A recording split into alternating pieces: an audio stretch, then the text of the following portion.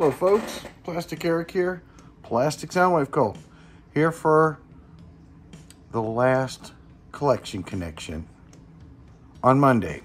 We're going to be switching things up. Usually I do my little spiel here, but so I am going to do one on Monday today. Next week, it'll be on Tuesday. And Bryce's will switch from Thursday, and now he'll be on Tuesday. So 1 week I will do a collection connection on Tuesday, and the following week Bryce will do a collection connection. And the way we connect things is I get something from my music collection, and I talk about it a little bit, and Bryce finds a little strip of a connection to it, something that makes them in common in some way or another, and then he does a video about that. And he'll be doing that on one Tuesday, and I'll be doing it on the next Tuesday. You know, when we started this like 4 years ago, we had different goals. I mean, the game has changed a little bit here and there. And, it started off, we'd do like 5 in one episode. And then we went to 1 each episode. And then we went to where we didn't tell you what the connection was. You guess what the connection was, which is the way it's still going to be. And,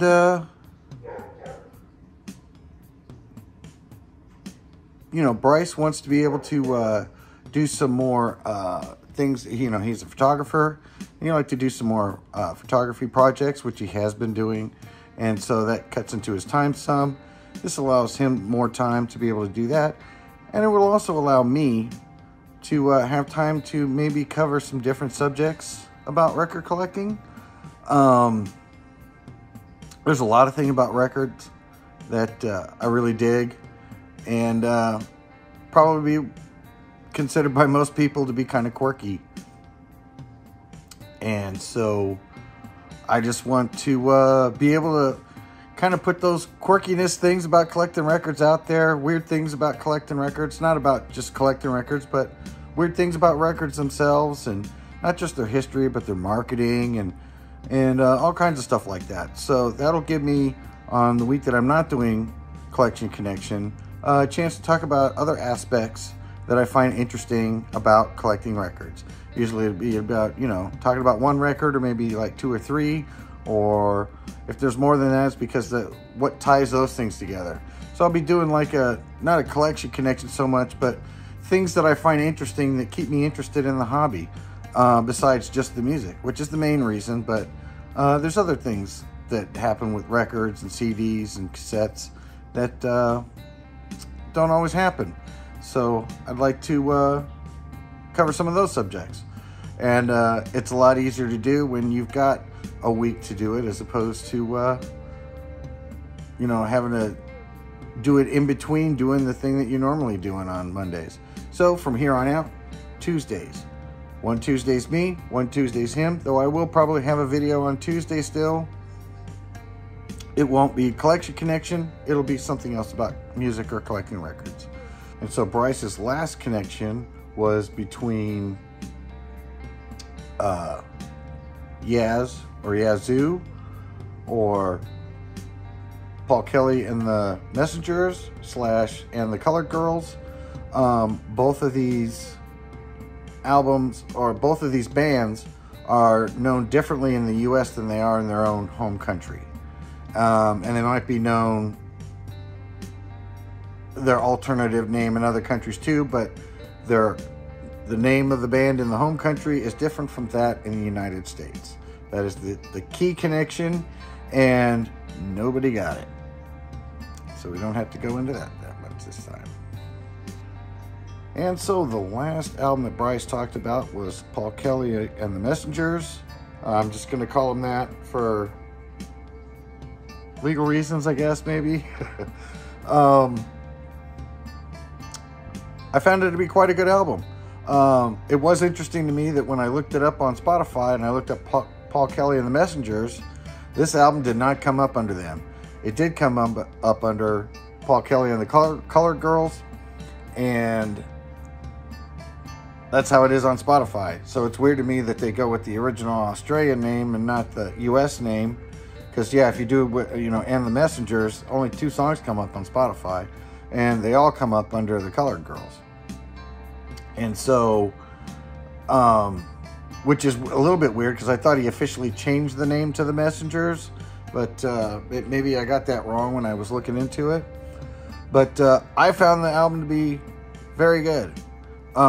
Bryce compared him to Bruce Springsteen. I would compare him as a mix between Bob Dylan, Nick Lowe, and Dave Edmunds. I mean, it has that very much that kind of sound, storytelling, good production, kind of like a high-produced rock and roll pop. I love the songs "Dumb Things." That was another one that my brother snuck in on me that when I was getting ready to listen to this, I wasn't sure if I'd really heard these guys before. And then I realized for sure that I did because the Dumb Things, the song, appeared on a mix CD that Bryce had made for me, I think at this point like 20 years ago, that I still have and still listen to every so often. It was the very first CD mix that he ever got me. And so I would show that, but I forgot to pull it out when I started this thing. But yeah, so I knew "Dumb Things," which is the first song on the album. Looks like I did a little research that in different places and even different formats, the track list tends to mix around a little bit. Some songs get put on, some get taken off. I think the 2 main songs are "Untouchable" and "Desdemona," if that's how you pronounce that. The songs I liked on here were "Happy Slave." Actually, after everything from Under the Sun, all of those songs were pretty solid to me. I did like the first half, but once it got to Under the Sun, and that point on, I thought it was a stellar batch of music.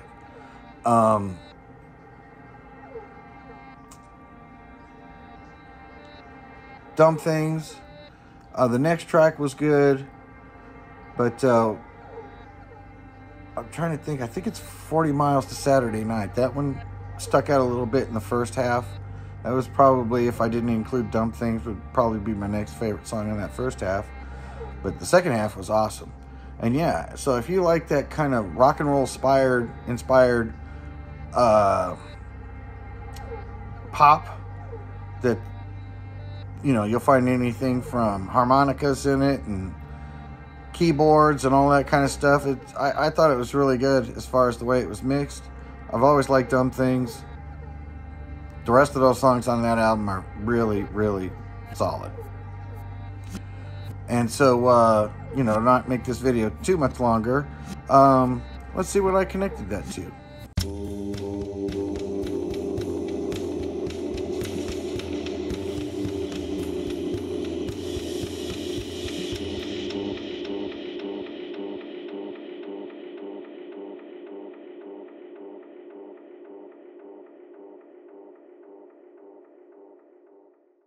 And so I think that this will be a fairly easy, with just a little research, one to figure out. But if you don't know one of these bands or the other, it might be very difficult for you to figure out what the connection is. But the album that I connected Paul Messengers and or Paul Kelly and the Messengers to is Bongzilla. Now I'm going to apologize for Bryce now, not for him, to him. Sorry, Bryce. This is not something that would normally be in his wheelhouse. I don't even think it'd be on the same fucking ship as what he would normally listen to. So we'll see how he does. I'm not sure if he likes Black Sabbath or not. These guys are definite Black Sabbath worship, or Sabbath worship is another way to put it. Dingy, dirty, textural. It's all in there. I always thought it was kind of unusual to think of getting stoned to heavy metal, but this stone or doom stuff is awesome to get stoned to. And these guys really know how to hit it in the right spot, and hit it out of the park. great album. I don't know that much about these guys, but I do have three of their albums and one of their EPs. And the EP I'll actually talk about a little bit here because this album is often paired with that EP. And I mean, Gestation, Sacred Smoke, American, Bud Gun, THC, Prohibition, Fourth Amendment, Gray Lady, Harvest, SPOW, Under the Sun, which is a Black Sabbath cover.